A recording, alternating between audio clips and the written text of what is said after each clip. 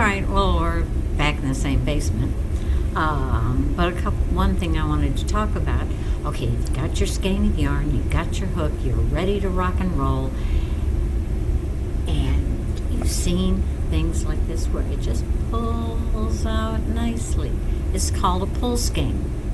I've been crocheting so long, they had not quite invented pull skeins yet, and and they would actually mark the yarn pull skein. They don't do that anymore because they're all pull skein, which is fine.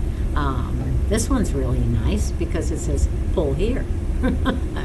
That's helpful, but a lot of them don't. Okay, they don't, and it's hard to tell. But usually, okay, you'll have two ends that you can find. If pull on one and it's going to unwrap from the outside, that's fine. And then you need to find it from the other side. And sometimes you're lucky, and sometimes you have to pull out a whole hunk. And then you find that you've got the pull skein. The one beauty of that is, though, is, for me anyways, then I charge myself and I say, you know what? I'm going to finish up this stuff so it just looks like, where'd I go with that? I just wrapped it around there.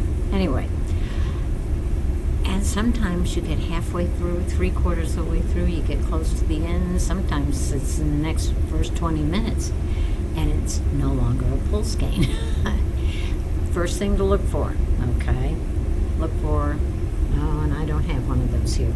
Look for something that's pulling on it. You can look at the other end and say, oh, geez, every time I pull here, this is pulling tight. That's the other end. Pull that out, you're good. But this used to be a pull skein. Yeah, it wasn't a pull skein anymore. But what happens is, what I do is, see how this is, it's not a ball like this one. No, I learned not that long ago, that, you know what, this is much better than this. And this is why. Remember the bag? Okay.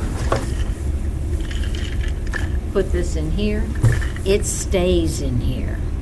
Okay. And I have crocheted on airplanes, and I've had my ball of yarn roll 3 rows back. That makes it really hard. You have to get the cooperation of those other 3 rows to get your ball of yarn back. The other thing about it is, guess what? It stores so easily.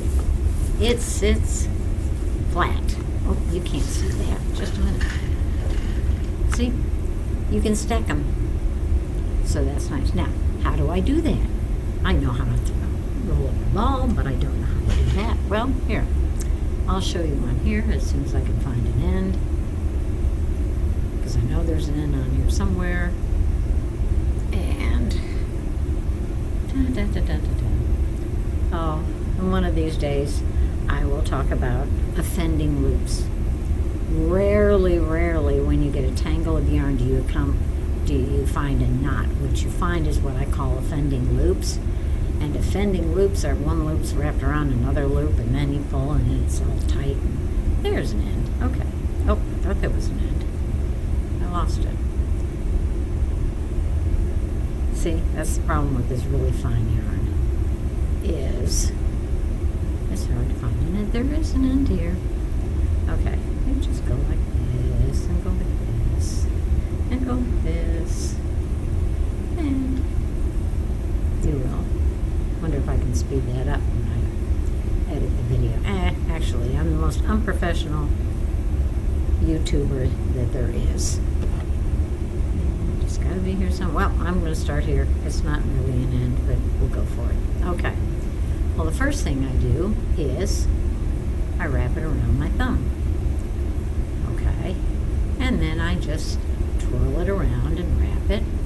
And sometimes I just go straight. You can't see that. Straight across. Sometimes I have a chair that keeps getting lower and lower and lower. That's why it's in the basement. And then you just keep going like this, and you turn it around, and you can always tell when I have done something, because guess what? There's a hole in the middle. That's where my thumb was. And you just keep going until it looks like this. Okay?